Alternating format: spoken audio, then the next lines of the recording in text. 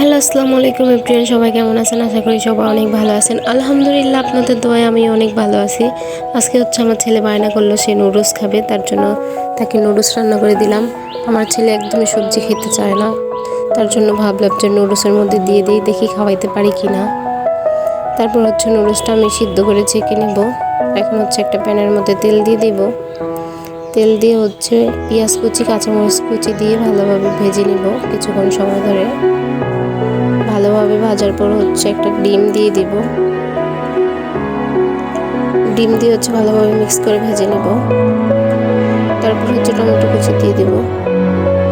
Tomato কুচি দিয়ে ভালোভাবে মিক্স করে নেব। দেন আমি নুডলস দেওয়ার পর একটা ম্যাগি মশলা দিয়ে দিব। তারপর ধনিয়া পাতা কুচি করে রেখেছিলাম, সেটাও দিয়ে দিব। দিয়ে ভালোভাবে মিক্স করব।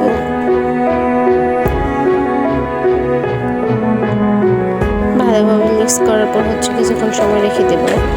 আর আমার হাজব্যান্ড অনেক ঝাল খায়, তার জন্য তাকে মুম্বাই মরিচ কেটে দিলাম।